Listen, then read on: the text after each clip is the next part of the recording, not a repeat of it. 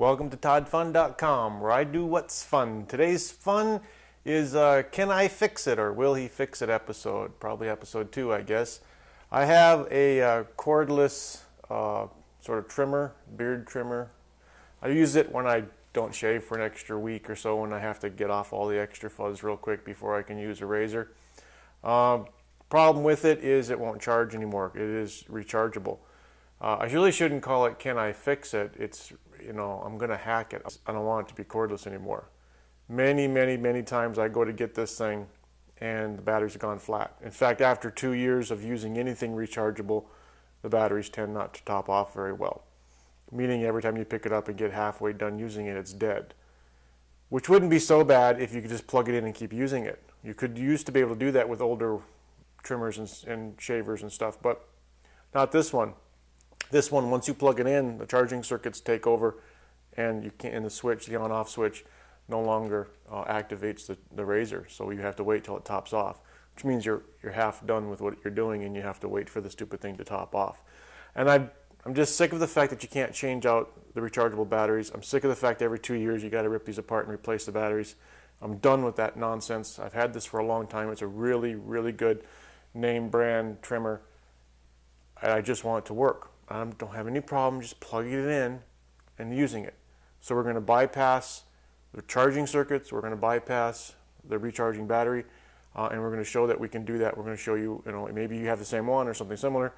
You can fix rather than throwing this away or trying to hack in a new rechargeable like I normally do, I'm going to show you what you need to be able to look at to decide whether or not you can bypass all that and just plug it in to the bench. In case you have this same WAHL cordless or rechargeable trimmer, let's talk about how you get into it.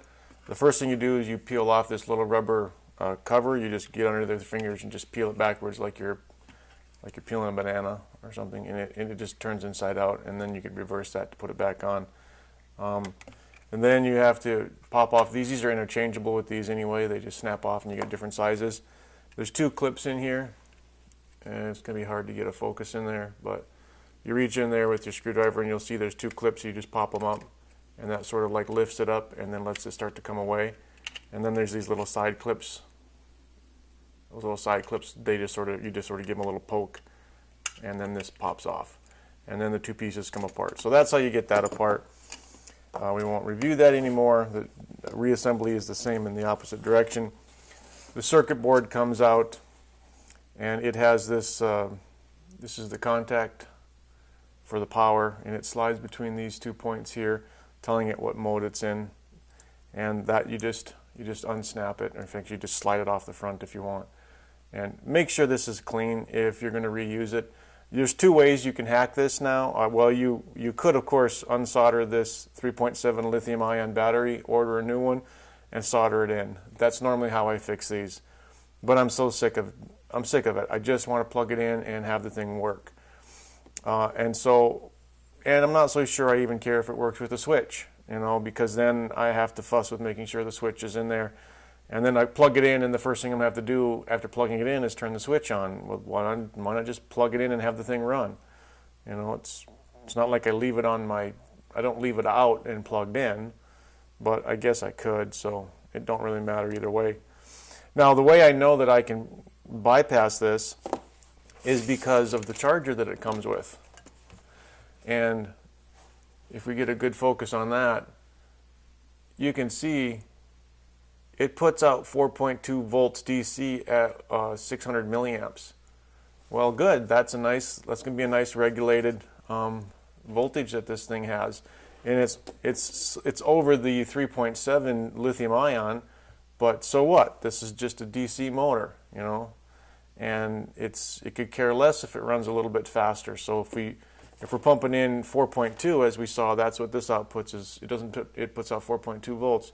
That's going to be just a little bit more, like, what is it, 0.4 above, or 0.5, like a half a volt above what this thing normally runs at with this 3.7 lithium ion. That half a volt's not going to make any difference at all. It's not going to care in the least if we just run directly off of this. In fact, we'll keep this circuitry here, so when we plug it in, you have your 4.2 volts directly to your motor. Now I could cut some traces and jumper across so that the switch still works and yada yada yada. I just can't be bothered. It's just not worth it making it so you have to plug it in and turn it on. I'm just going to make it so as soon as you plug it in, this thing's going full tilt, which really is just as simple as taking off the wires and hooking them up to each other. And you know, it's so nonsense that they don't make it so that you can just pop in lithium ion batteries in these things. I mean, this thing should have ability, because they know that's only going to last a couple of years, 3 at tops, and that what's going to fail is this lithium ion is going to quit recharging properly, and you're just going to have really, well, actually that starts happening after 1 year. You start getting really short charge cycles, and that's just nonsense.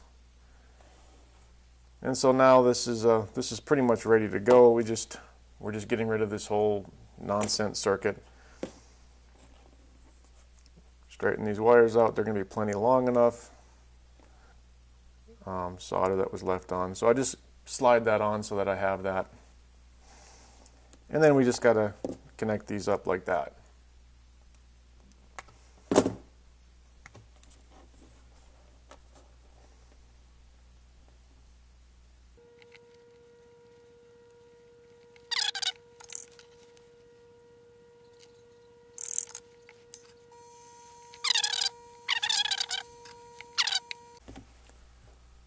So there's the hack. That's as fixed as it needs to be. The only reason, of course, is because this is a 4.3 volt. You know, it's right close to what this motor needs to run at anyway. Certainly ain't much to put it back together, is it? I'm not even using the switch, so that's not even a point.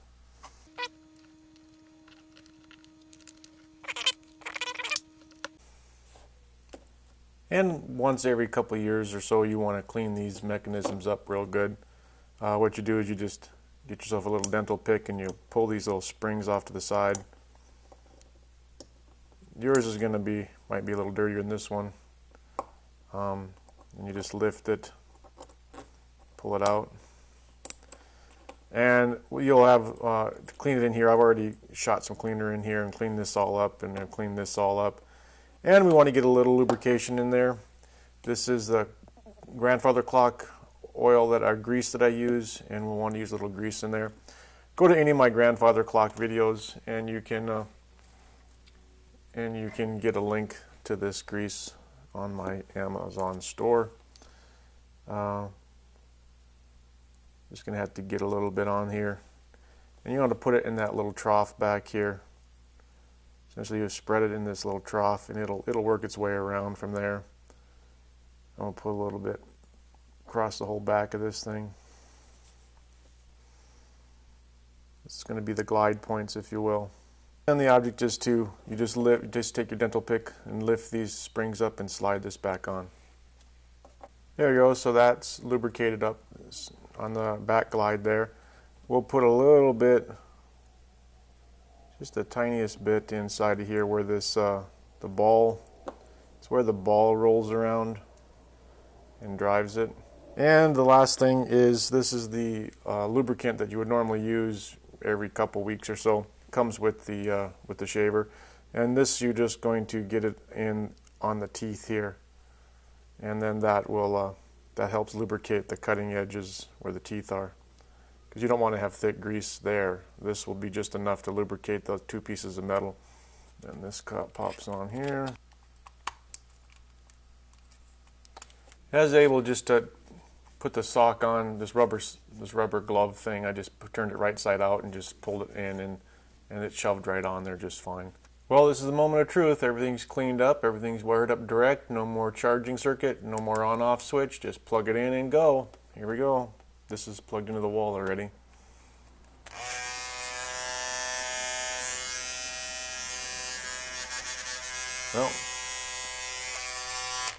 Well, there you go, a perfectly functioning corded beard trimmer.